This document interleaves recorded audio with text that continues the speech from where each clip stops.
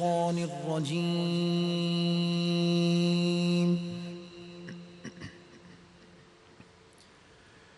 بسم الله الرحمن الرحيم.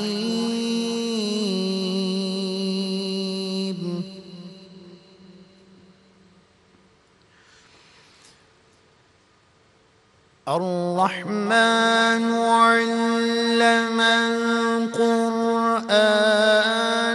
خلق الإنسان علمه البيان.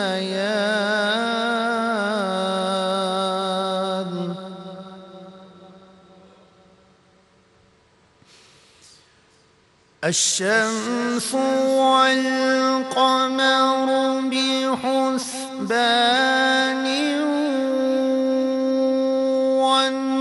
والنجم والشجر يسجدان.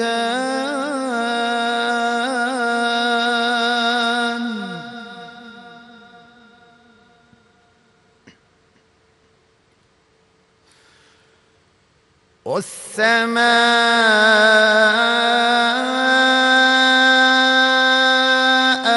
رفعها ووضع الميزان.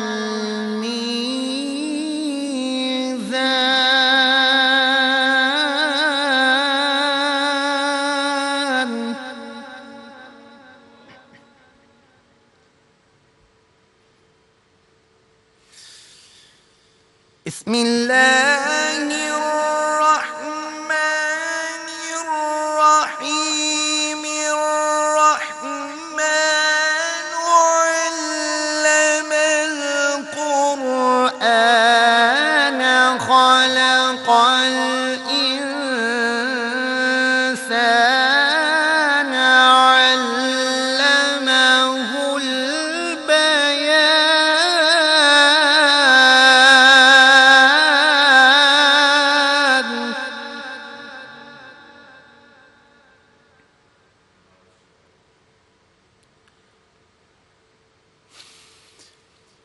الشمس والقمر بحسبان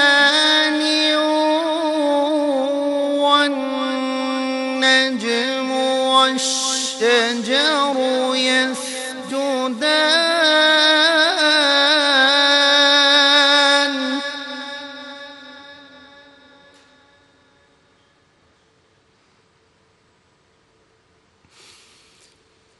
والسماء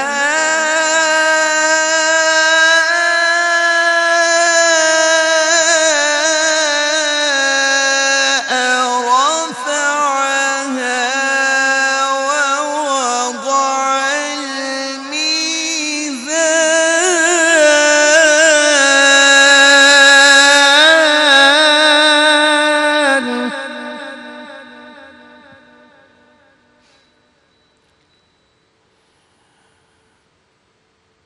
وأقيموا الوزن بالقسط ولا تخسروا الميزان.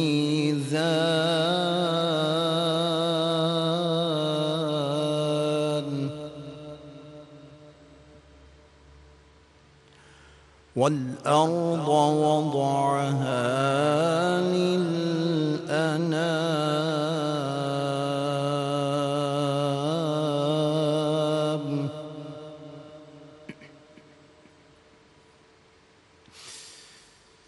فيها فاكهة والنخل ذات الأكمام والحب ذو العصف والريحان. فبأي آلاء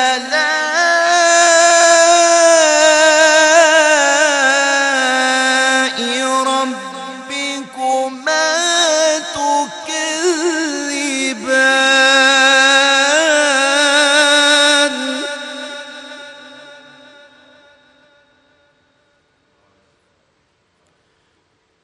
فبأي آلاء ربكما تكذبان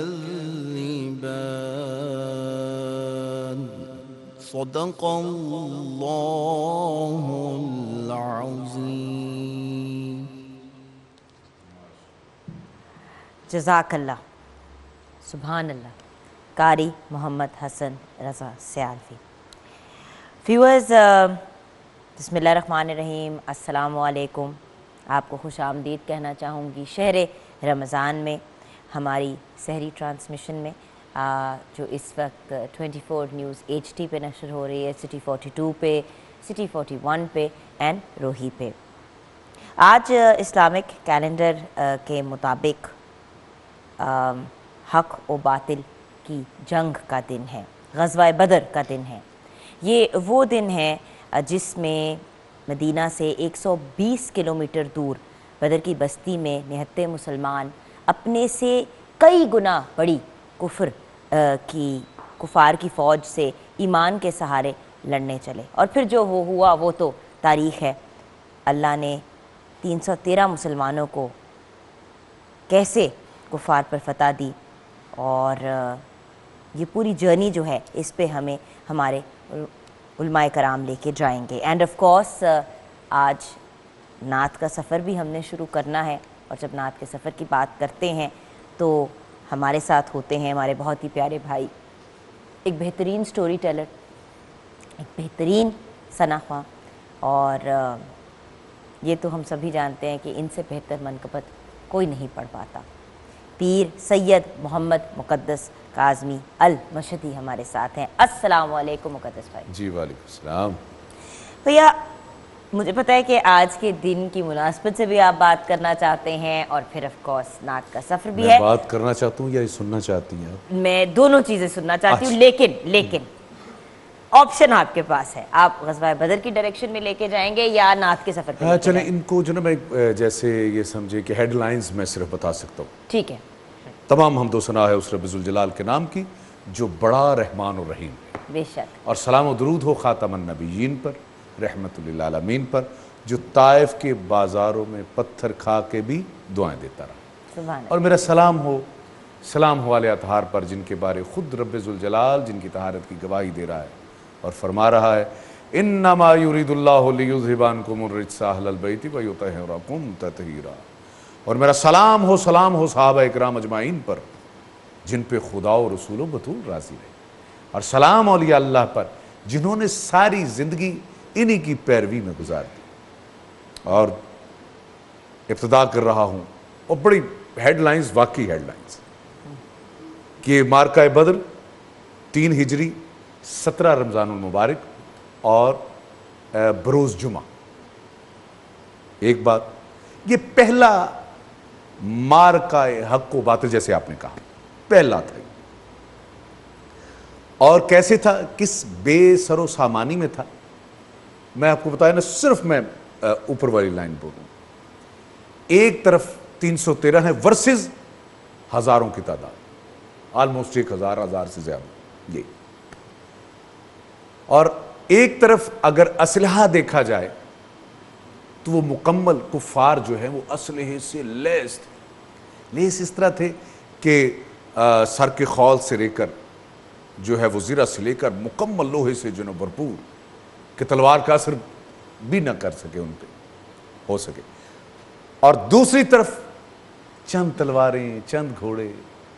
اور کھانے کے حوالے سے اگر میں بتاؤں، یہ علماء اس بات کی تصدیق کریں گے کہ یہاں پہ یہ بے سر و سامانی تھی کہ ایک کھجور تھی، اور کھجور کو صرف جو نا ایک چوستا تھا دوسرے کے منہ میں، دوسرا چوستا تھا تیسرے کے منہ میں، اس طرح کا ایک سلسلہ تھا.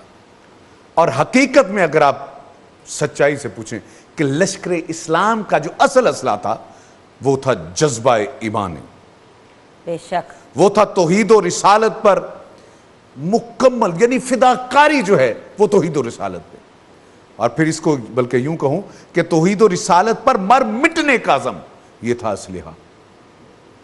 اور پھر ان کے پاس کون تھے اور ان کے پاس کون تھے، میں صرف چند بڑوں کے نام لے دوں کہ ادھر بڑے بڑے सरदारान अरब थे, जिनमें अबू जहल था, उतैबा था, उतबा था और शिबा, यानी इस जैसे जो ना सरदार मौजूद थे। दूसरी तरफ दो असद थे, असद कहते हैं शेर को। एक अल्लाह का शेर था, एक रसूल अल्लाह का शेर था। अल्लाह के शेर का नाम है अली करम अल्लाह वजहू और रसूल अल्लाह के शेर का नाम है हजरत हमजा रजी अल्लाह ताला। सुभान अल्लाह, सुभान और फिर मुख्तसर ये जंग हुई, उधर 70 जो ना उनके वो जिसे कहते हैं ना कि बड़े नामवर लोग कत्ल किए गए। उनमें अबू जेल भी शामिल था, उतैबा भी शामिल था, और इधर सिर्फ 14 शहीद हुए। और फिर एक मोजज़ा आपको बताना चाहता हूं। मोजज़ा ये था कि रिसालत इमाम ने ना कुफ़ार से फिर जाके उनकी लाशों से मुखातिब हुए। तो सहाबा इकराम ने पूछा, या रसूलल्लाह ये सुन रहे हैं? कहा बिल्कुल सुन रहे। अगर रसूल सुनाए तो ये सुनते। सुभान अल्लाह, मोजज़ा है ना। रिसालत इमाम ने फरमाया कि मैं सुना रहा, ये सुनते भी। तो मैं चाहता हूं कि इसको बाकी इंशाल्लाह जो ना उलमा इसको पेश करेंगे। मैं छोटा सा कलाम पेश करके, चूंकि इसकी इतनी फरमाइश। हम ब्रेक की तरफ जाएंगे। अच्छा, ब्रेक से आते हुए हम इस कलाम को सुनेंगे, क्योंकि जिस कलाम की इतनी फरमाइश है उसके लिए थोड़ा सा हम इंतज़ार भी कराएंगे व्यूअर्स को। व्यूअर्स हमारे साथ रहिएगा और आपकी फरमाइश पूरी होगी।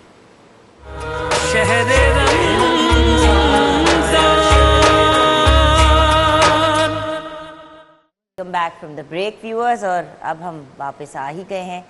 तो जिस कलाम की बहुत फरमाइश हो रही थी उस कलाम की तरफ चलते हैं मुकद्दस भाई। तेरे कदमों में आना मेरा काम था, तेरे कदमों में आना मेरा काम था, मेरी किस्मत जगाना तेरा काम है, तेरे कदमों में आना। तेरे कदमों में आना मेरा काम था, तेरे कदमों में आना मेरा काम था, मेरी किस्मत जगाना तेरा काम है, मेरी आंखों को है दीद की आरज़ू, मेरी आंखों को है दीद की आरज़ू, रुख से पर्दा हटाना तेरा काम है, मेरी आंखों को है दीद की आरज़ू, रुख से पर्दा हटाना तेरा काम है, तेरे कदमों में आना। तेरी चौखट कहाँ और कहाँ ये जबी, तेरी चौखट कहाँ कहाँ, तेरी चौखट कहाँ और कहाँ ये जबी, तेरे फैज़ करम की तो हद ही नहीं। माशाअल्लाह। तेरी चौखट कहाँ और कहाँ ये जबी, तेरे फैज़ करम की तो हद ही नहीं, जिनको दुनिया में ना कोई अपना कहे, जिनको दुनिया में ना कोई अपना कहे, उनको अपना बनाना तेरा काम है, सुभान अल्लाह। जिनको दुनिया में ना कोई अपना कहे, उनको अपना बनाना तेरा काम है, तेरे कदमों में आना میرا کام تھا میری قسمتی جگانا، تیرا کام ہے میری آنکھوں کو ہے دید کی آرزو، رخ سے پردہ ہٹانا تیرا کام ہے۔ اب میں بھی اسی تلاش میں کہ حضرت جامی آپ نے کیا کیا جو رسالت مآب نے آپ کو روک دیا، رک جاؤ بھی، اس کو نہیں آنے دینا۔ وہی سفر لے کے چل رہے ہیں بالکل۔ اب گورنر پریشان ہے، یہاں سے بات کٹ تھی ہماری 2 دن پہلے، پھر بیچ میں جناب حسن کا آ گیا، پھر ولادت آ گئی، مدرز ڈے کے حوالے سے بھی پھر بات ہوئی، تو وہاں سے میں شروع کروں کہ روک دیا گیا۔ ابھی یہ آخر کیوں؟ اب گورنر پریشان ہے کہ شاید کوئی بہت لتھڑا ہوا گناہوں سے نا کوئی شخص ہے جس کو رسالت مآب آنے نہیں دے رہے۔ رسالت مآب پھر خواب میں آئے، اے بندے خدا ایسا کیوں سوچ رہا ہے؟ تو نہیں جانتا جامی مجھے بہت پیارا ہے، اور روک اس لیے رہا ہوں کہ جو کلام وہ لے کے آ رہا ہے نا، اگر اس نے پڑھ دیا تو شاید مجھے قبر سے باہر آگ کے سننا پڑے۔ بالکل۔ جس عشق کے ساتھ اس نے لکھا، میں کہتا ہوں کہ اس بات پہ غور کریں، سرکار عاشقوں کے ساتھ کتنی محبت کرتے ہیں، اور میں نے بھی اسی جملے پہ اس لیے ختم کیا ہے، حالانکہ نعت کے اور بھی اشعار تھے، وقت بھی کم ہے، میں چاہ رہا ہوں کہ لوگوں کو سمجھا سکوں، اور خصوصاً رسالت مآب کی بارگاہ میں میں نے یہ بات کی ہے کہ یا رسول اللہ رخ انور دکھا دیجیے، ہیں جن کو دنیا میں نہ کوئی اپنا کہے اس کو اپنا بنانا تیرا کام ہے، تیرے قدموں میں، لیکن شرط یہ ہے کہ تیرے قدموں میں آنا میرا کام تھا، میری قسمت جگانا تیرا کام۔ اور میں چونکہ وقت کی نزاکت ہے تو بس وہ کلام میں پیش کرنا چاہ رہا ہوں کہ جو حضرت جامی لے کے چلے، اور جس کی وجہ سے حضرت جامی کو روک دیا گیا کہ اگر اس نے یہ کلام پڑھ دیا تو مجھے باہر آنا پڑے گا۔ پیش کر رہا ہوں۔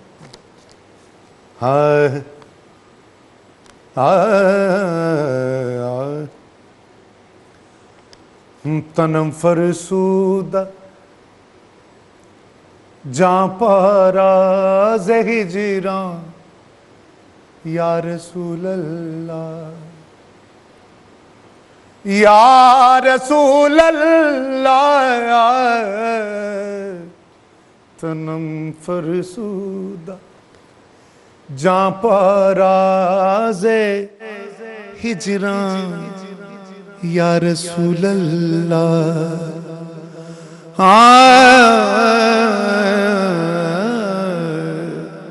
تنم فرسود جاں پاراز ہجراں یا رسول اللہ، دلم پجے مردہ آوارہ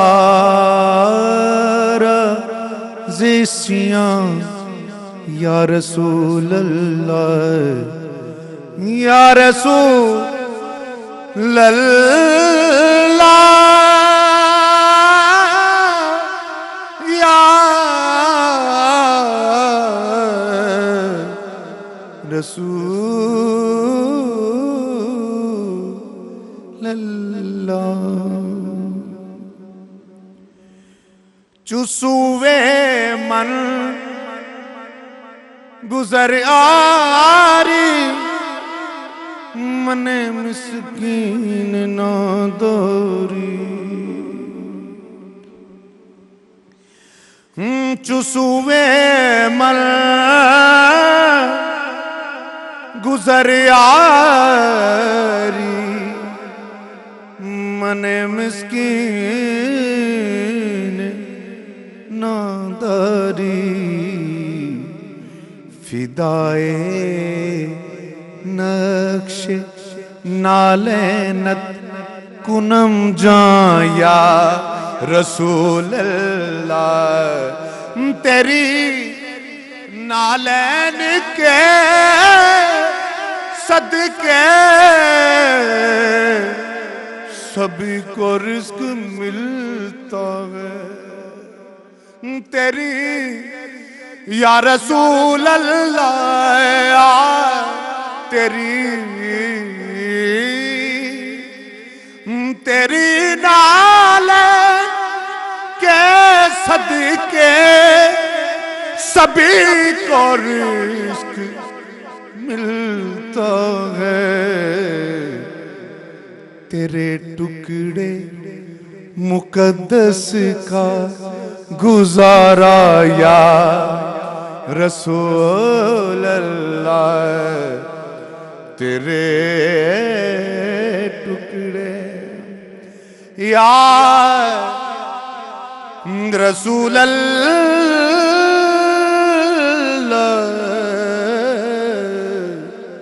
تیرے ٹکڑے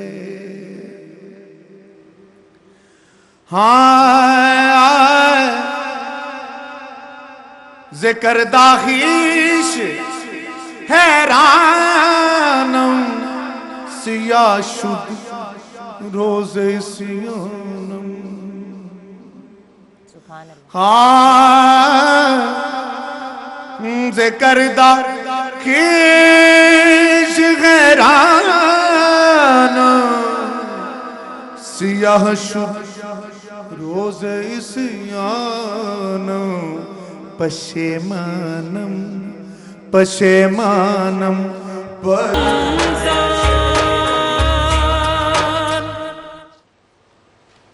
welcome back from the break viewers. آج کا ہمارا ٹاپک ہے غزوہ بدر اور اس پہ بات کرنے کے لیے اور ہمیں گائیڈ کرنے کے لیے two of my favourite personalities. آج تو میرے لیے بہت ہی لکی دن ہے کیونکہ دو ایسے بہت ہی پیارے بھائی میرے جن کو ٹیچر بھی کہوں گی, مینٹور بھی کہوں گی, گائیڈ بھی کروں گی, اور سب سے بڑی بات یہ کہ اتنی محبت اور پیار سے ٹاپکس کو ایکسپلین کرتے ہیں کہ بات ڈائریکٹ جا کے دل کے کارڈز کو ٹچ کرتی ہے. اور میرے خیال سے یہی ٹرو اسکالر اینڈ اللہ کے بندے کی انڈیکیشن ہوتی ہے جو بات ایسی کرے کہ اگلا پریشان بھی نہ ہو اور اس ڈائریکشن میں چل پڑے جو ایکچولی رائٹ پاتھ ہے. آئیے ویورز ملتے ہیں. It's a very big honour for me. Professor doctor Muhammad Saad Siddiqui ہمارے ساتھ ہیں. السلام علیکم ڈاکٹر صاحب. السلام ورحمۃ اللہ. خیریت سے ہیں آپ؟ بالکل ٹھیک ٹھاک. اور ڈاکٹر صاحب آج یہاں پہ بھی ملاقات کر کے خوشی ہوئی. ویسے تو آپ کا چل ہی رہا تھا پروگرام ساتھ میں 24 کے اوپر ہمارا. جی الحمدللہ چل رہا ہے. دین وی ہیو علامہ حسن رضا حمدانی, ہمارے بہت ہی پیارے بھائی جن کے ساتھ ہمارا ساتھ چلتا رہتا ہے رمضان المبارک میں. السلام علیکم بھائی. علیکم السلام ورحمۃ اللہ. اینڈ دین آف کورس ہمیں جوائن کیا ہے نعت رسول مقبول صلی اللہ علیہ وآلہ وسلم پیش کرنے کے لیے ثنا قادریانی. السلام علیکم. ہم آپ کی طرف آئیں گے کلام کے لیے, لیکن پہلے اپنے ٹاپک کو ہم سٹارٹ کریں گے. جی تو سب سے پہلے تو ڈاکٹر صاحب آپ سے بات شروع کروں گی کہ ہمیں اس غزوہ کے پس منظر اگر بتائیں کہ اس کی بیک سٹوری کیا تھی اور حالات جنگ تک کیسے پہنچے, because Islam is actually a religion of peace and love and محبت, تو یہ بات یہاں تک کیسے پہنچی؟ بسم اللہ الرحمن الرحیم. نحمدہ ونصلی ونسلم علی رسولہ الکریم. آپ نے جہاں بات ختم کی ہے میں وہاں سے شروع کرتا ہوں کہ Islam is a religion of peace and love, اور یہ اسلام اتنا بڑا پیار محبت کا دین اور سلامتی کا دین ہے کہ اس کے جو غزوات ہیں, اس کا جو جنگ کا کلچر ہے وہ بھی امن کی دعوت ہے. بے شک وہ بھی قیام امن کے لیے ہے. وہ بھی یعنی ایسا ہے کہ جو انسانی سلامتی کا یعنی یوں سمجھ لیجئے ضامن ہے. اصل بات یہ ہے کہ پس منظر کو یوں سمجھیے کہ یہ جو حجاز مقدس کا علاقہ ہے, مکہ مکرمہ کا, مدینہ منورہ کا, خاص طور پر مکہ مکرمہ کا, یہ ایک جنگی تہذیب اور کلچر کا علاقہ ہے، اور خاص طور پر جو قریش ہیں ان کا نام ہی قریش اسی لیے پڑا تھا کہ قریش ایک بڑی مچھلی ہوتی تھی، سمندر کے اندر ایک بہت بڑی مچھلی کا نام قریش ہوتا تھا، اور اس مچھلی کی خاصیت یہ تھی کہ وہ ساری چھوٹی مچھلیوں کو کھا جاتی تھی۔ قریش نے اپنا نام اسی لیے رکھا تھا کہ یہ اتنا بڑا قبیلہ ہے اور اتنا متمول اور سربراہوردہ بہادر اور شجاع قبیلہ ہے کہ یہ چھوٹے چھوٹے قبیلوں کو کھا جاتا ہے جیسے وہ مچھلی کھا جاتی ہے۔ یہ ان کا کلچر تھا۔ یہ کوئی اچھی بات تو نہیں ہے، اچھی تو نہیں ہے لیکن بہرحال یہ ان کا کلچر تھا، یہ ان کی تہذیب تھی۔ اچھا، علامہ صاحب کو ہنسی آ رہی ہے ایز یوزول میری باتوں کے تو اوپر۔ اس تہذیب کے اندر رسول اللہ صلی اللہ علیہ وسلم نے جو کلچر دیا، جو تہذیب دی، اس کلچر کی یہ خاص بات ہے کہ رسول اللہ صلی اللہ علیہ وسلم کے زمانے کی جو لڑائیاں ہیں اور آپ کا جو حربی اسوہ ہے، اور وہ جو ہمیں سیرت ملتی ہے، میدان جنگ کی جو سیرت ملتی ہے، ہمیں یوں محسوس ہوتا ہے کہ آپ کی میدان جنگ کی سیرت بھی دعوت امن ہے، دعوت محبت ہے۔ سبحان اللہ۔ اور اس کی وجہ یہ کہ دیکھیے رسول اللہ صلی اللہ علیہ وسلم کی یہ جو 10 سالہ مدنی زندگی ہے، اس 10 سالہ مدنی زندگی میں 27 غزوات ہوئے، 27 غزوہ۔ اصل میں 2 طرح کی لڑائیاں ہوئی ہیں رسول اللہ صلی اللہ علیہ وسلم کے اس 10 سال کے عرصے میں۔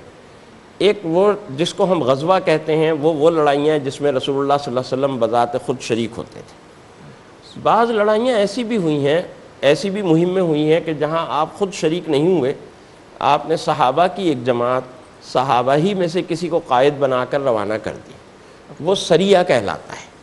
صحیح، سریہ یعنی سرایا اس کی جماعت ہی ہے، بٹ یہ غزوہ تھا۔ غزوہ اور ایک سریہ۔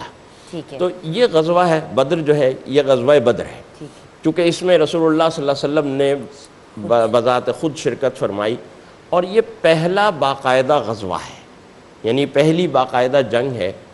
اور اس کا پس منظر اصل میں یوں ہے کہ جب رسول اللہ صلی اللہ علیہ وسلم ہجرت کر کے مدینہ منورہ آ گئے اور مسلمان مدینہ آ گئے، تو بھی کفار مکہ کو اس بات پر اطمینان نہیں ہوا کہ چلو مسلمان یہاں سے چلے گئے، رسول اللہ صلی اللہ علیہ وسلم یہاں سے چلے گئے، مطمئن ہو جاتے کہ جی ہم جس کی مخالفت کر رہے تھے وہ ہمیں چھوڑ کے چلا گیا۔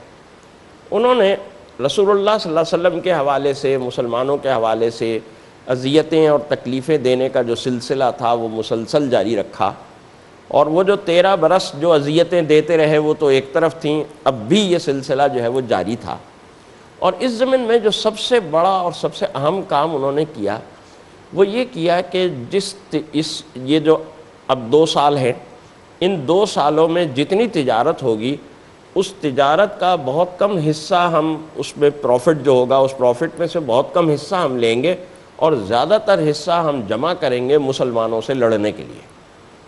ایک باقاعدہ یعنی یوں سمجھ لیجئے کہ وار اسٹریٹجی بھی تیار کی، اور اس کے لیے بجٹ بھی الگ کیا کہ ہم یہ پیسے جمع کریں گے، جتنا بھی ہماری تجارتوں سے منافع ہوگا اس کا بیشتر حصہ ہم جو ہے وہ مسلمانوں سے لڑنے کے لیے وقف کر دیں گے۔ باقاعدہ ایک کیمپین باقاعدہ کیمپین بھی چلائی۔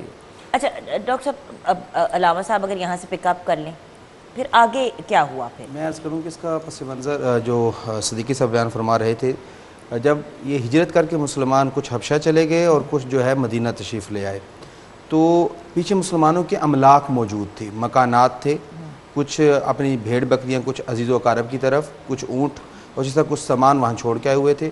تو کفار مکہ نے ان گھروں پہ حملہ کیا، ان گھروں کو جلایا، اس میں پڑا ہوا سامان لوٹ لیا۔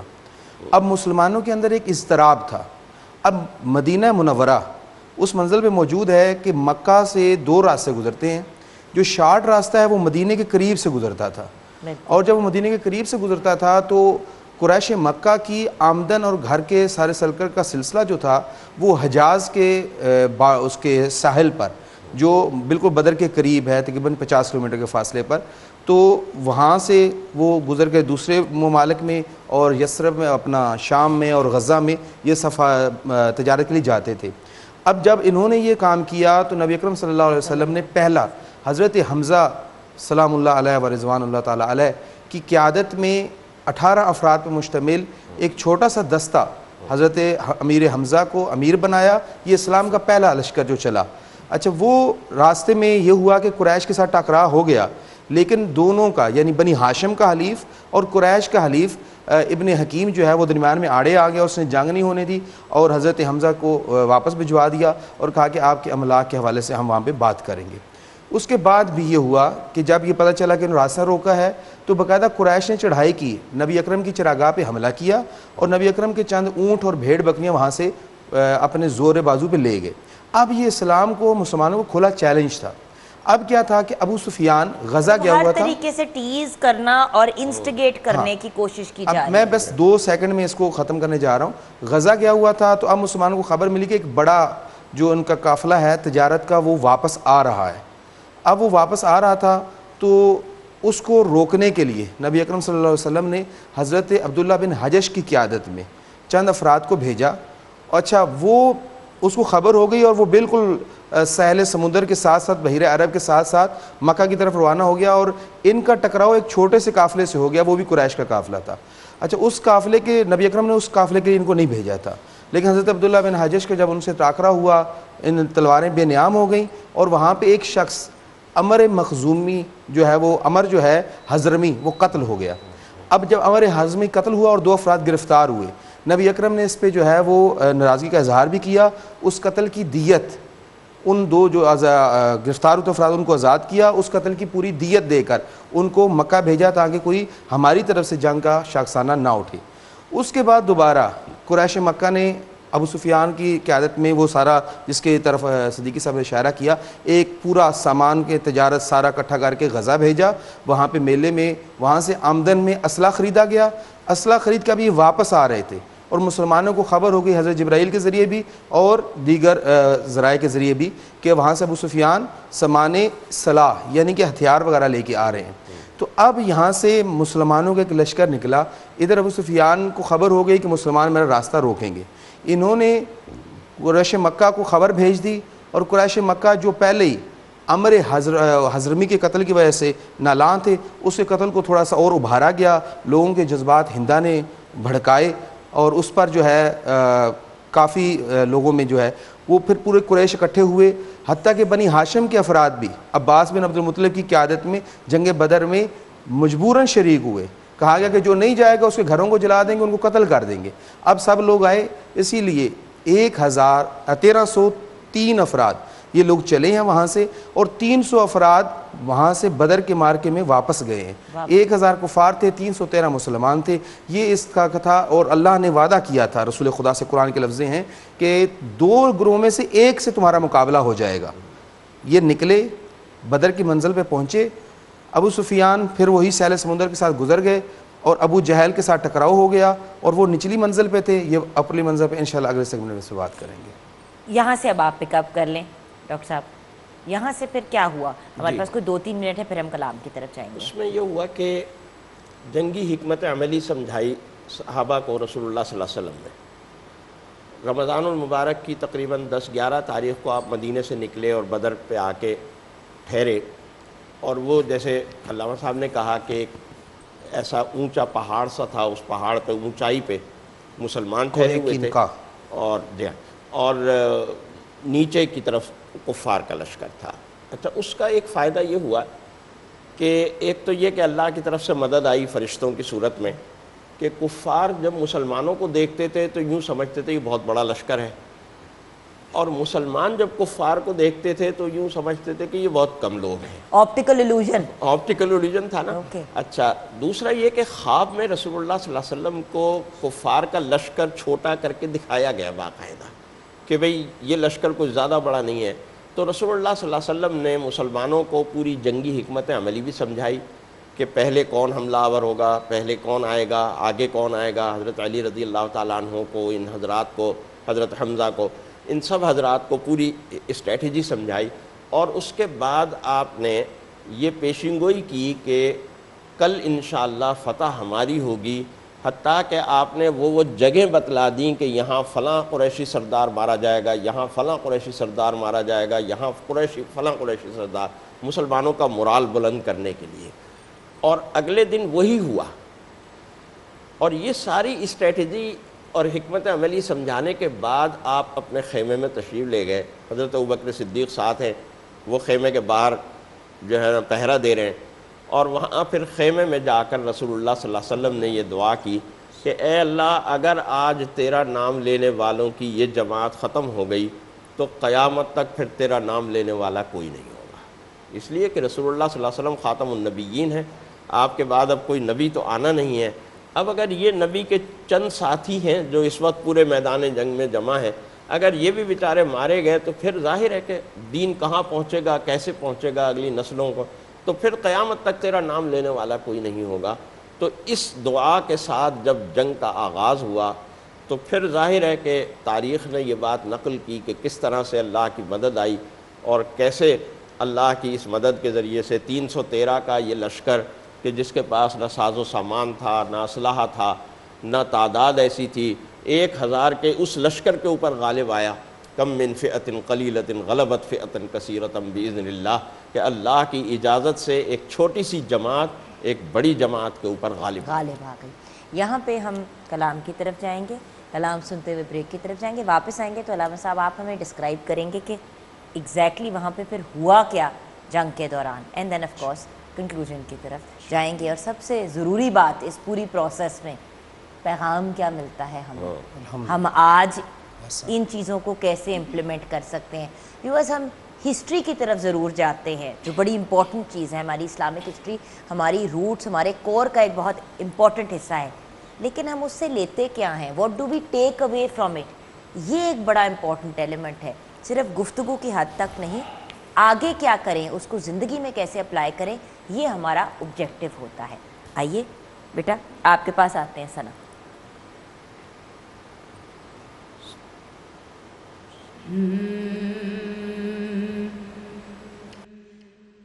مفلس زندگی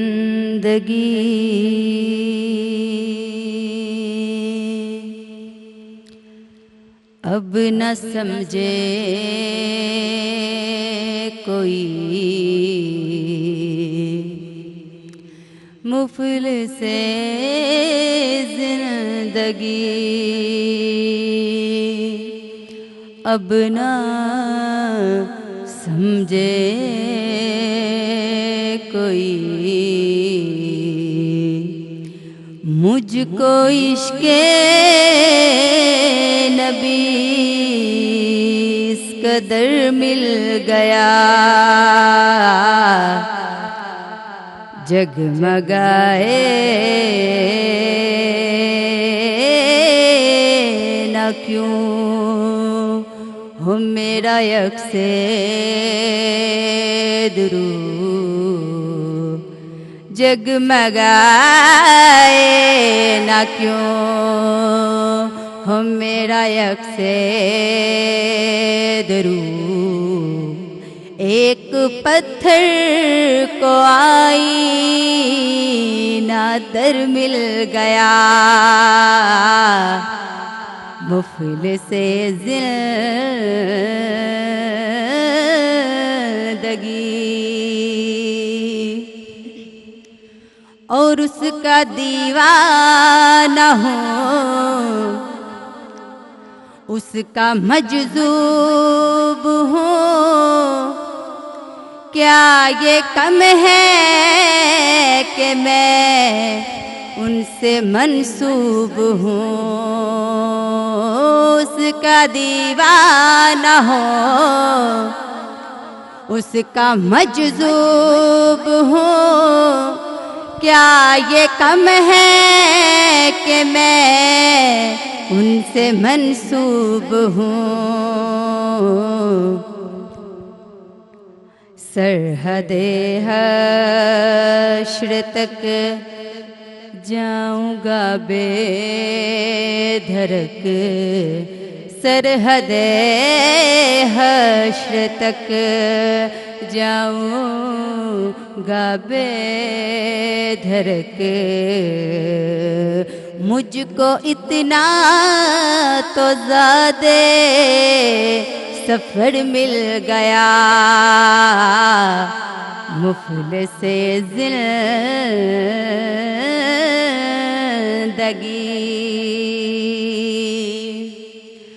اور جب سے مجھ پر ہوا مصطفیٰ کا کرم،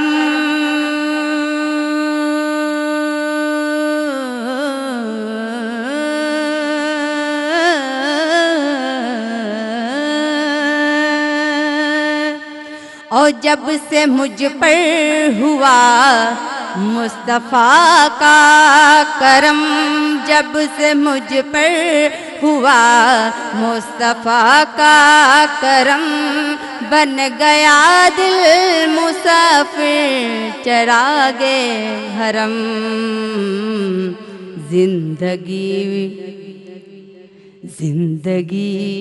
پھر رہی تھی بھٹکتی ہوئی، زندگی پھر رہی تھی بھٹکتی ہوئی، میری خانہ بدوشی کو شہر رمضان،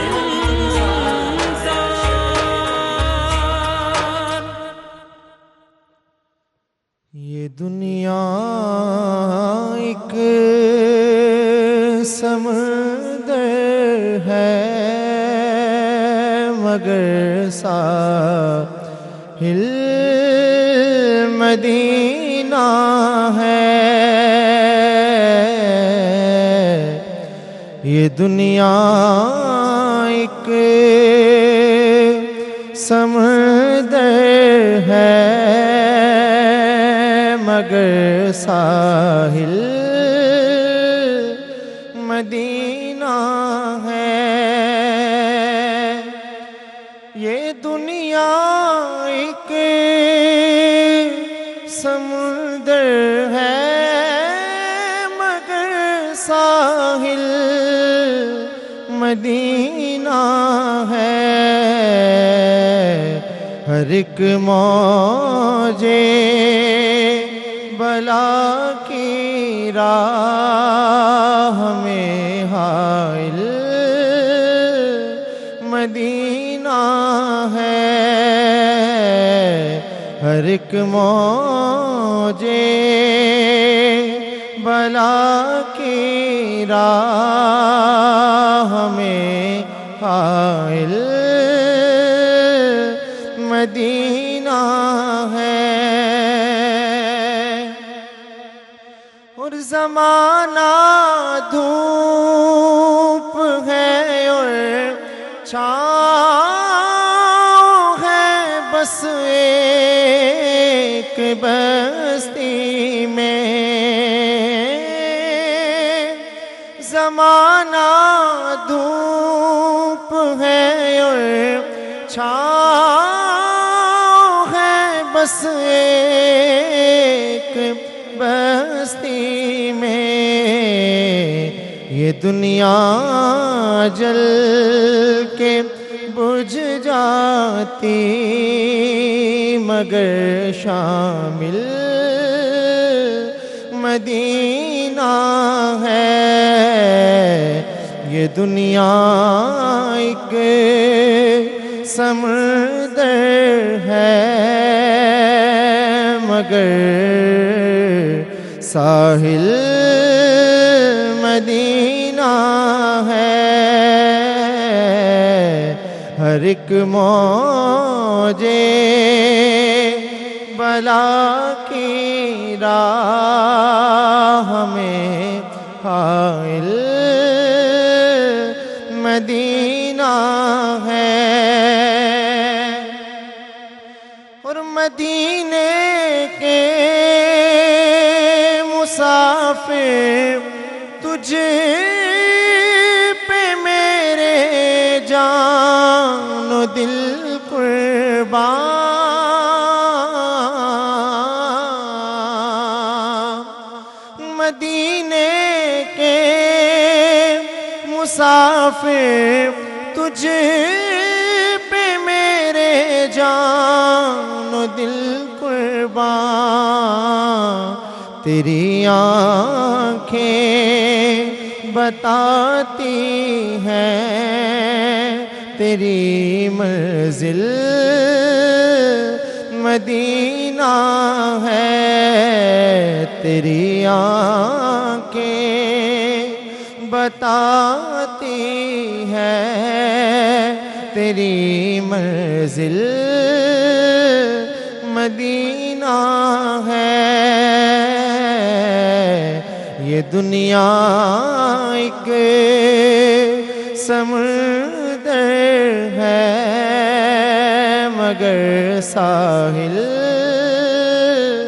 مدینہ ہے، ہر ایک موجے ولا کی راہ میں حائل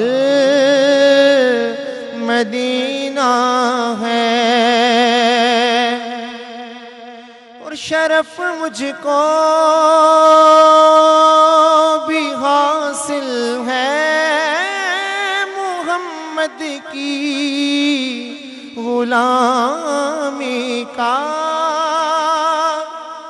شرف مجھ کو بھی حاصل ہے محمد کی غلامی کا، وہ میرے دل میں رہتے ہیں،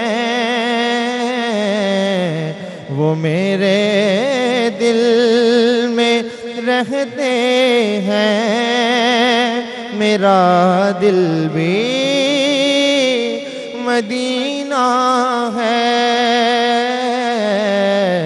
وہ میرے دل میں رہتے ہیں، میرا دل بھی مدینہ ہے۔ یہ دنیا ایک سمندر ہے مگر ساحل مدینہ ہے۔ اور کرم کتنا ہے فخری ان کی ذات پاک کا مجھ پر،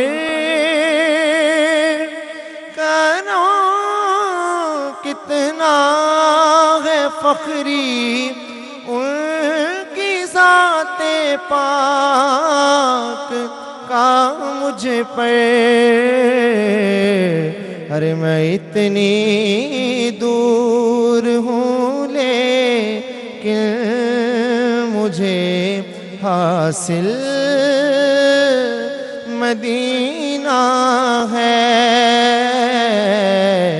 یہ دنیا ایک سمندر ہے مگر ساحل مدینہ ہے۔ بے شک ساحل مدینہ ہے۔ سبحان اللہ سبحان اللہ، جزاک اللہ حافظ عبدالرحمن نقشبندی۔ ویورز، آج کا ٹاپک ہم بریک کے بعد کنٹینیو کریں گے، لیکن آپ کو ضرور یاد کراؤں گی ویورز کہ ہم اکثر آپ سے بات چیت کرتے ہیں، ڈسکشن کرتے ہیں، اوبویسلی جب یہاں پہ ڈسکشن کرتے ہیں تو آپ سے ہی گفتگو کر رہے ہوتے ہیں۔ ہمارا آبجیکٹیو یہی ہوتا ہے کہ تھوڑی سی گائیڈ لائنز لے لیں، تھوڑے سے ٹاپکس پہ کلیئرٹی لے لیں۔ تو آپ بھی اگر پروگرام کا حصہ بننا چاہتے ہیں تو آپ کال کر سکتے ہیں 0317242465 پہ۔ اس کے علاوہ سوشل میڈیا پہ بھی ہم سے کانٹیکٹ کر سکتے ہیں، اور اوبویسلی ہماری سحری کی ٹرانسمیشن تو 24 نیوز HD پہ بھی آن ایئر جاتی ہے، پھر سٹی 42 پہ، سٹی 41 پہ اور روہی پہ۔ تو آپ دیکھ رہے ہیں شہر رمضان کی سحری کی خصوصی ٹرانسمیشن۔ میں ہوں چکن کاظم، چھوٹی سی بریک کے بعد واپس حاضر ہوں گے۔ کی طرح زمین دل کی طرح وہ زمین نرم ہوگی، پانی کھڑا ہوا زمین میں گیا اور وہ ہوگی۔ اب اگلے دن جب صف بندی ہوئی، جس طرح صدیقی صاحب نے بھی فرمایا کہ صف بندی میں میمنہ، میسرہ، کلب لشکر، اور اس کے سب سے فرنٹ پہ بالکل ان کے لشکر کے قریب نبی اکرم صلی اللہ علیہ وآلہ وسلم نے ایک خیمہ لگوایا، बुलंदी पर वो खैमा था जहाँ से उनके पूरे लश्कर की हरकत को देखा जा सकता था। वहाँ पे नबी अकरम ख़ुद भी तशरीफ़ लाते थे, असहाब पैगम्बर भी। जब जंग की चक्की छिड़ी और ये 6 घंटे की टोटल जंग थी, और सबसे पहले जो दू बदू जंग हुई तो हुआ ये कि ये जो मैंने अर्ज़ किया कि अमर हज़रमी जो था वो कत्ल हुआ, उसी का भाई आमिर हज़रमी गो नबी अकरम ने उसकी दियत भी भिजवा दी थी। और सारा आमिर हज़रमी ने सर मुंडवाया, सर में खाक डाली और नोहे कहे, मरसिए कहे, फ़ौजों अपनी फ़ौज कुफ़ार मक्का के जज्बात को उभारा, और फिर इस तरह वो तलवार लेके मुसलमानों के लश्कर पर लपका। उसका ये था कि वो आगे नबी अकरम सल्लल्लाहु अलैहि वसल्लम की इजाज़त के बगैर कोई मुसलमान हिला भी नहीं। अगरचे चंद मुसलमान उसमें ज़ख्मी भी हुए, यानी उसने जब तलवार घुमाई किसी के बाजू पे लगी, किसी के शाने पे लगी, कोई पीछे हटे, लेकिन मुसलमानों की जो पाँव थे वो साबित कदम रहे, अपनी जगह से नहीं हिले, और फिर वो नामुराद हो गई, यानी वो जो दिल में अंगारा लेके गया था। उसके बाद नबी अकरम सल्लल्लाहु अलैहि वसल्लम ने एक पैगाम भेजा कुफार मक्का की तरफ, वहाँ पे बदर में जो मार्के में मौजूद थे, कि आपसे हमारी अजीज़दारी भी है, मैं जंग नहीं चाहता, आप लोग वापस जा सकते हैं, हम आपको सेफ़ साइड रास्ता जो है प्रोवाइड करेंगे, आपके माल असबाब जो है वो महफूज रहेंगे, और आपको जो मुश्किल है आप बेशक चंद दिन यहाँ क़याम करके वापस चले जाएँ। लेकिन नबी अकरम सल्लल्लाहु अलैहि वसल्लम के इस पैगाम को अबू जहल ने जो है वो बिल्कुल भी कबूल ना किया, जबकि दूसरे कबीले के अफराद जो थे उन्होंने कहा भी कि जब मामला रफ़ा दफ़ा हो रहा है तो फ़िलहाल हमें वापस जाना चाहिए। लेकिन अबू जहल को जंग का ज़रा शौक़ था, उस तरफ से फिर 3, हालांकि अबू सुफियान का वो ब्रदर इन ला मुखालिफ था जंग का, जगह जगह जाके स्पीचेस भी दे रही थी और काफ़ी ज़्यादा। वो ओहद का मार्का है। अच्छा, वो दूसरा, सॉरी, वो ओहद का मार्का है। यहाँ पे हिंदा जो है वो मक्का में थी, वहाँ पे लश्कर तैयार करके भेजने में उसका हाथ था, ठीक है, लश्कर तैयार करके भेजने में उसका हाथ था, लेकिन ये हिंदा का भाई अपने 2 बेटों के साथ ये जंग का मुखालिफ था। लेकिन वो एक जो फरमाया अपना सिद्दीकी साहब ने भी, एक जो अरब के अंदर वो एक तकब्बुर की वो घुमांड था ना, उसकी बेस के ऊपर बस वो उसी में जो है असबियत में वो अपने 2 बेटों के साथ अतबा और तैबा के साथ जो है वो मैदान में उतरा, वलीद के साथ मैदान में उतरा, और फिर मुसलमानों को ललकारा। 3 अंसार आगे बढ़े, जब अंसार आगे आए तो उन्होंने कहा कि ये हमारे पैच के लोग नहीं हैं, हम इनके साथ जंग नहीं करेंगे, हमारे मुकाबले को भेजो अफराद जो नस्ब में हमारे मुकाबले में हो, हम उनके साथ जंग करेंगे। फिर रसूल खुदा ने निदा दी, हज़रत अमीर हमज़ा बिन अब्दुल मुत्तलिब, हज़रत अली इब्न अबी तालिब और हज़रत उबैदा इब्न हारिस, ये भी रसूल खुदा के चचाजाद भाई हैं, ये तीनों मैदान में उतरे। और फिर हज़रत अमीरुल मोमिनीन ने अली इब्न अबी में अपने मद्दे मुकाबल को फिन्नार किया। हज़रत अमीर हमज़ा के हमले से दूसरा फिन्नार हुआ, हज़रत उबैदा बिन हारिस ज़ख्मी हो गए, और फिर अमीरुल मोमिनीन अली ने और जनाब अमीर हमज़ा ने जो है वो उबैदा बिन हारिस के मद्दे मुकाबल को फिन्नार किया, और फिर उन तीनों की तलवारें उठाकर हज़रत उबैदा बिन हारिस ज़ख्मी को उठा के चले और वापस पहुँचे। फिर दूसरी जंग के नौबत आगे बढ़ी, और फिर दोनों फ़ौजों की मुठभेड़ हुई। उसमें ये हुआ कि 70 कुफ़ार मारे गए, 70 कुफ़ार कैदी हुए। हज़रत माआज़ और माऊज़ 2 कमसन जवानों के हाथों अबू जहल जैसे घमंडी मुतकब्बर इंसान की नाक रगड़ी गई, और हज़रत अब्दुल्ला इब्न मसूद ने ज़ख्मी हालत में उसका सर तन से जुदा कर दिया। और यूँ हक़ को बातिल पे फ़तह नसीब हुई, किल्लत कसरत पे गालिब आ गई, खुदा की नुसरत नज़र आने लगी, और खुदा ने कहा कि मैंने 1000 फरिश्ते लगातार आने वाले मुसलमानों के लिए मदद के लिए भेजे। 70 कुफ़ार मारे गए, जिनमें से 35 अली के हाथों कत्ल हुए। सुभान अल्लाह। यहाँ पे हम कलाम सुनते हुए ब्रेक की तरफ जाएंगे। ब्रेक के बाद जब वापस आएंगे तो अपनी गुफ्तगू को रैप अप करेंगे और कंक्लूजन की तरफ जाएंगे कि हमने फिर सीखा क्या, और हम इस वाक़े से, इस जंग से क्या लाइफ लेसन्स ले सकते हैं जो हम आज इम्प्लीमेंट कर सकते हैं। लेकिन वो ब्रेक के बाद होगा। जी बेटे। खुदा है सभी के लिए बाबे रहमते, खुला है सभी के लिए बाबे रहमते, वहाँ कोई रुतबे में अदना ना आली, مرادوں سے دامن نہیں کوئی خالی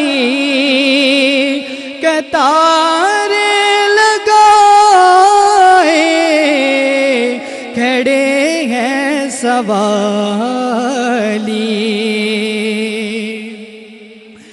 میں پہلے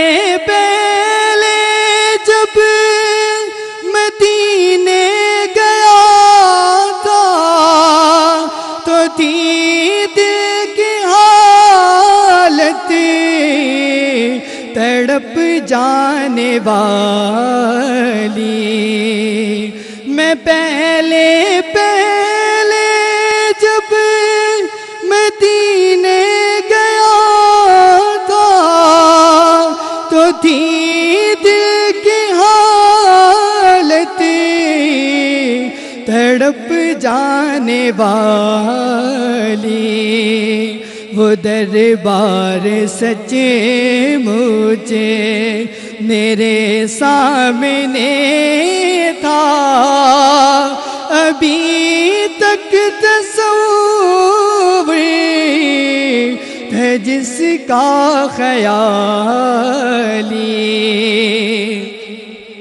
اور میں ایک ہاتھ سے دل سنبھالے ہوئے تھا تو تھی دوسرے ہاتھ روزے کی جالی میں ایک ہاتھ سے دل سنبھالے ہوئے تھا تو تھی دوسرے ہاتھ روزے کی جالی دعا کے لیے ہاتھ اٹھتے تو کیسے نہ یہ ہاتھ خالی نہ وہ ہاتھ خالی اور جو پوچھا ہے تم نے کہ میں نظر کرنے وہ کیا لے گیا تھا تو تفصیل سن لو جو پوچھا ہے تم نے کہ میں نظر کرنے وہ کیا لے گیا تھا تو تفصیل سن لو دھناتوں کا ایک ہار اشکوں کے موتی درودوں کا گجرا سلاموں کی ڈالی کھلا ہے سبھی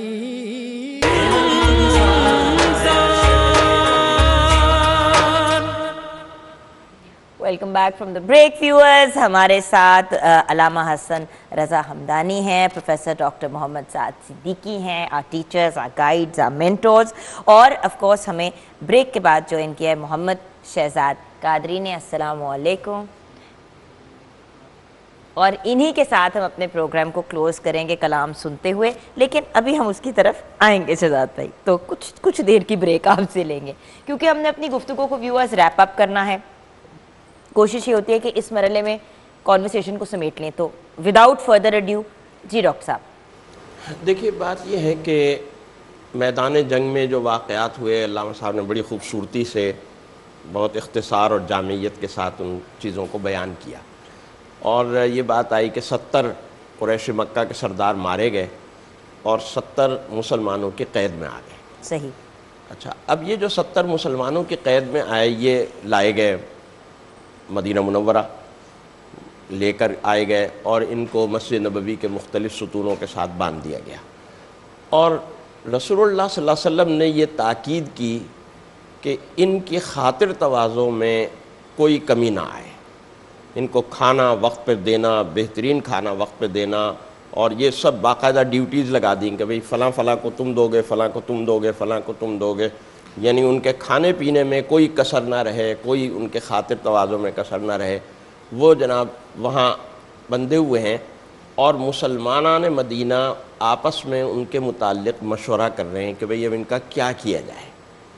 اچھا، اب یہاں دو باتیں ہیں جو بڑی قابل غور ہیں کہ مجھے تو ڈاکٹر صاحب یہ بات نہیں سمجھ آ رہی کہ خاطر تواضع، ہاں خاطر تواضع، یہی تو بات ہے. آپ وار پرزنرز کو پرزنرز وار، لیکن ان کے خاطر تواضع، ان کے کھانے پینے کا خیال، یہ رسول اللہ صلی اللہ علیہ وسلم کی خاص ہدایت تھی کہ ان کے کھانے پینے میں کوئی کسر نہیں رہنی چاہیے، کوئی ان کے خوراک کی کمی نہ ہو، کوئی اس طرح کی صورتحال نہ ہو.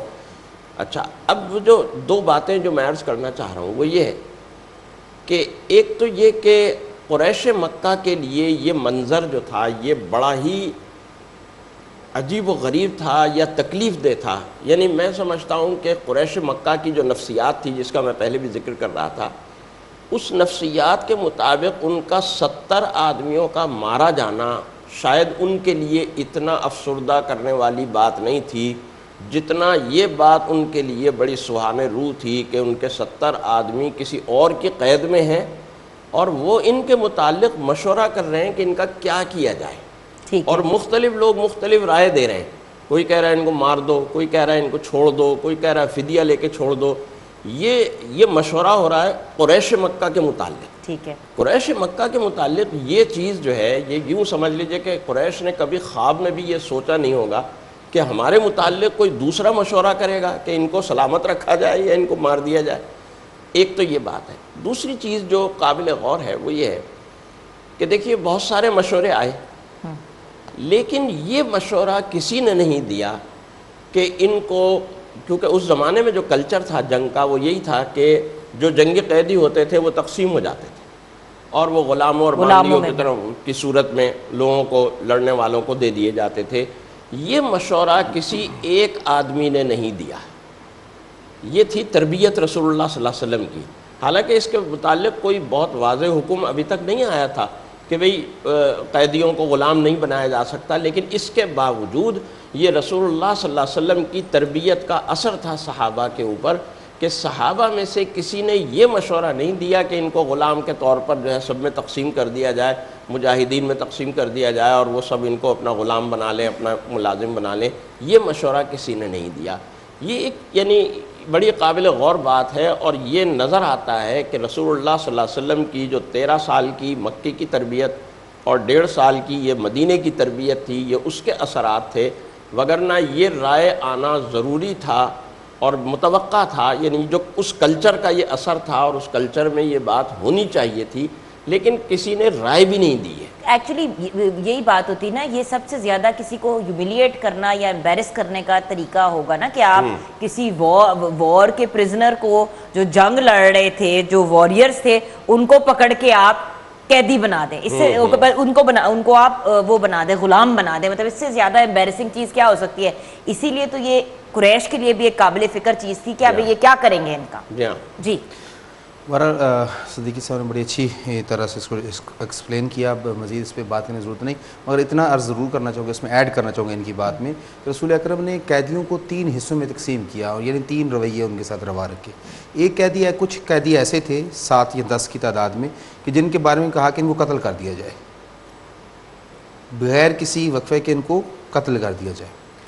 دوسرے قیدی وہ تھے کہ جن کو نبی اکرم صلی اللہ علیہ وسلم نے فرمایا کہ فدیہ دو، اپنا رقم ادا کرو اور آزادی لو، جو الٹیمیٹ ڈیسیجن. اس میں حضرت رسول خدا کے خود چچا عباس بن عبد المطلب بھی تھے. کہا کہ فدیہ، ان کا بھتیجے میرے گھر میں تو کچھ نہیں ہے، تو رسول خدا نے بتایا کہ تیرے گھر میں فلاں منزل پہ اتنے درہم و دینار پڑے ہیں، وہ منگواؤ، ادا کرو اور جاؤ. ٹھیک ہو گیا. اچھا، تیسرے قیدی ایسے تھے کہ جن کو لازمی قرار دیا گیا کہ آپ اگر پیسے نہیں ہیں، دینار نہیں ہے، نہیں دے سکتے، تو آپ ہمارے بچوں کو تعلیم دیں گے. وہ باقاعدہ انہوں نے پھر وہ مدت معین ہوئی، اتنی مدت میں انہوں نے لکھنا پڑھنا جب بچوں کو سکھا دیا، مدینے کے بچوں کو، ان میں یہودیوں کے بچے بھی تھے، مسلمانوں کے بچے بھی، سکھا دیا، تو پھر ان کو آزادی مل گئی. یعنی اس جنگ بدر سے ہمیں 3 سبق ملتے ہیں الٹیمیٹلی.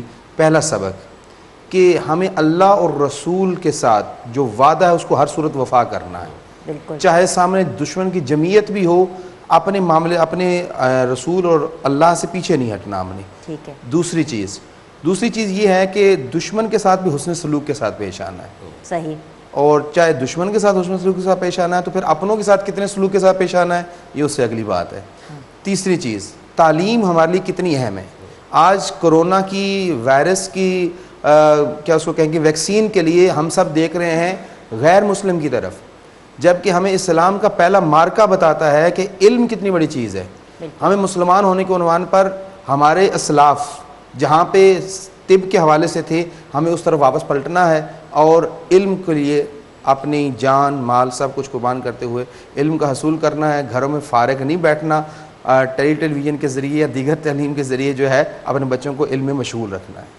بڑی ہی خوبصورت اور پیاری بات کہی، اور یہی والی بات ہے بھی اس کی پوری دنیا میں اب آن لائن ایجوکیشن کے تھرو، اور کچھ سکولز پاکستان میں کر رہے ہیں، لیکن کیوں صرف پرائیویٹ سکولز جن کی فیسیں بہت زیادہ ہیں وہ ہر سکول کو، چاہے وہ گورنمنٹ ہو، چاہے وہ پرائیویٹ ہو، چاہے سیمی پرائیویٹ ہو، ہر سکول کو اپنے بچوں کو کم از کم آن لائن تو ایجوکیٹ کرتے رہنا چاہیے. ہماری یونیورسٹی نے کیا، آپ کی یونیورسٹی نے کیا ہے ماشاءاللہ. ہم یہاں پہ اب اپنے پروگرام کو کلوز کریں گے. ویورز ہمیں دعاؤں میں ضرور یاد رکھیے گا. ہم جائیں گے محمد شہزاد قادری کی طرف اور کلام سنتے سنتے پروگرام کو کلوز کریں گے. بخشش کا میری دوستو سامان ہو گیا، جب سے درے نبی کا میں مہمان ہو گیا. جس کو بھی ہو گئی ہے الفت حضور سے، جس کو بھی ہو گئی ہے الفت حضور سے، کوئی بنا بلال کوئی سلمان ہو گیا. جب سے درے نبی کا میں مہمان ہو گیا. ایسے پڑھا قرآن کو مولا حسین نے، ایسے پڑھا قرآن کو مولا حسین نے. احسان مرد آپ کا قرآن ہو گیا. احسان مرد آپ کا قرآن ہو گیا. جب سے درے نبی کا میں مہمان ہو گیا. پڑھنے لگا درود میں جب سے حضور پر، پڑھنے لگا درود میں جب سے حضور پر، ہر کام میرے واسطے احسان ہو گیا. ہر کام میرے واسطے آسان ہو گیا. جب سے درے نبی کا میں مہمان ہو گیا. دنیا میں بے مثال ہے وہ عاشق نبی. دنیا میں بے مثال ہے وہ عاشق نبی. جو حرمت رسول پہ قربان ہو گیا، جو حرمت رسول پہ قربان ہو گیا،